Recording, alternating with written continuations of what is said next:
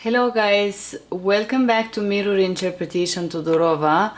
As I'm not able to show my face, I'm gonna record a video about analyzing your resume, and here I'm gonna analyze a person's resume. It's a language resume. I ask permission of this person to allow me to analyze it and talk a little bit about what is okay and what is not about this resume and how your resume should look like. So I'm just gonna talk first of all about the good things, and then I'm gonna talk about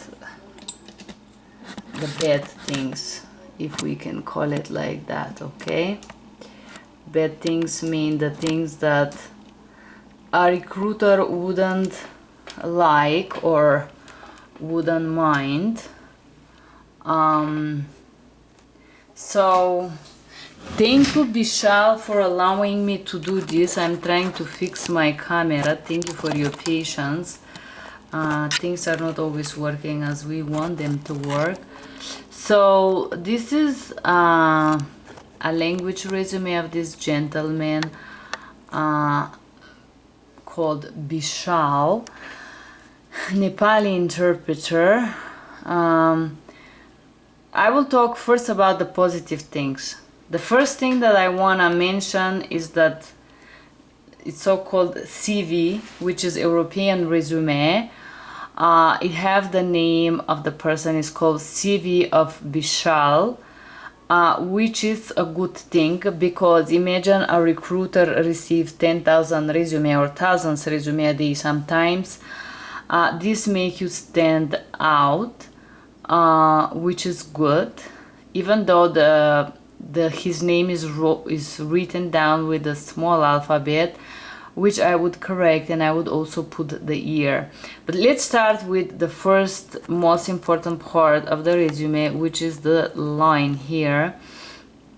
The positive thing that I see, and I would address you to look, it's right here, the structure of this resume.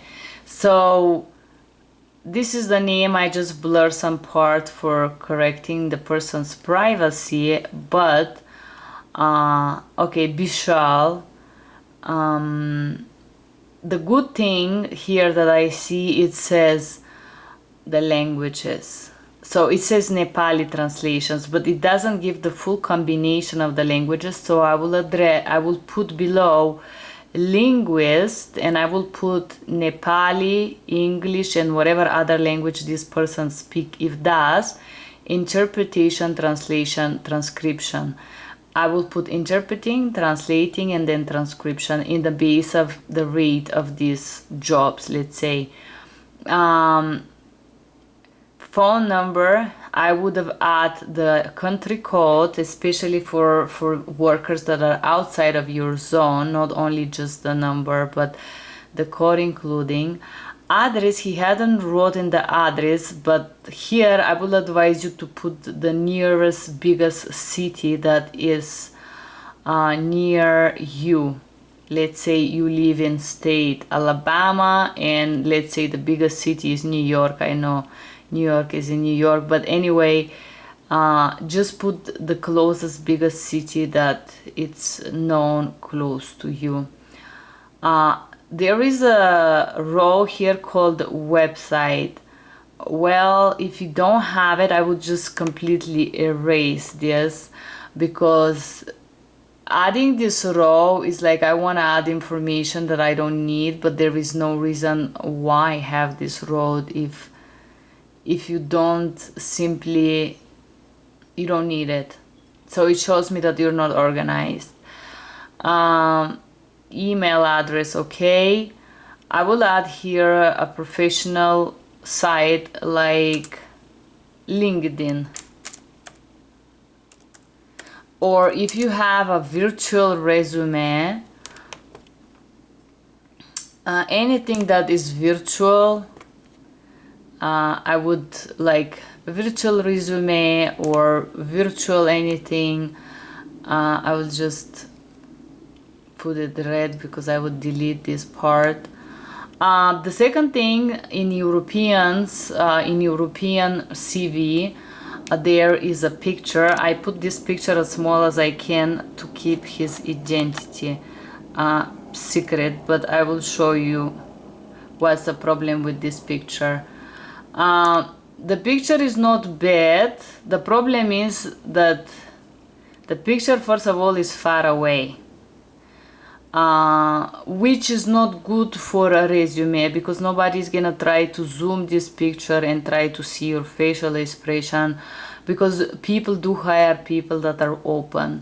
So it's far away. Then he wears sport shirts and a sport jacket, which doesn't look professional.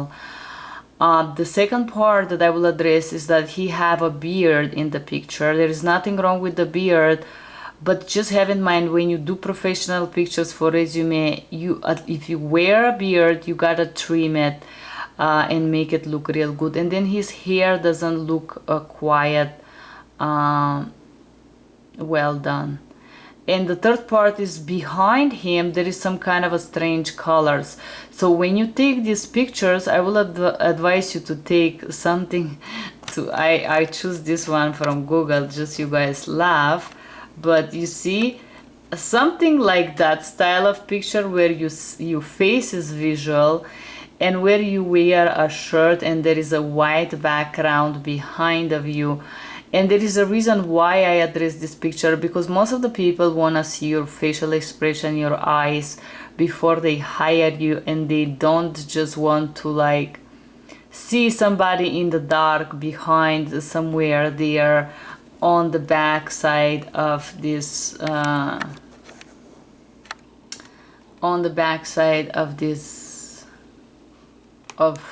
I will put this picture as small as I can once again. Even though Birshal allow me to do it, I just wanna keep this private as much as I can. I'm gonna blur it. So then he decided to put a first role where he summarized his experience, and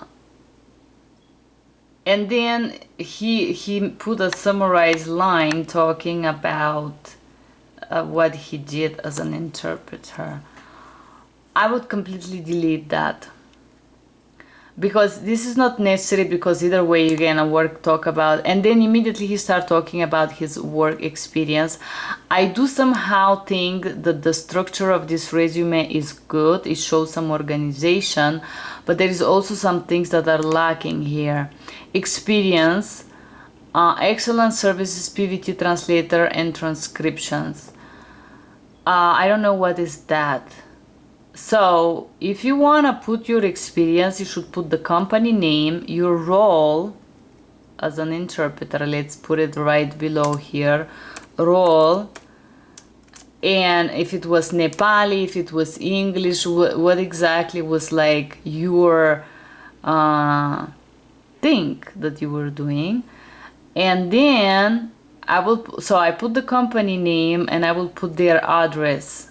So address, website, whatever information I do have for this company. And as you see, now that I start to type, I see that this guy used a ready resume, which is another no. You gotta build your own resume. So, and then you see the years of experience. So address, website, role, and then exactly as he write down, describe what you did. Not I work as an interpreter, excellent service, this, that, since 5 years. It's not correct. You're gonna say I started providing services for this company in this year.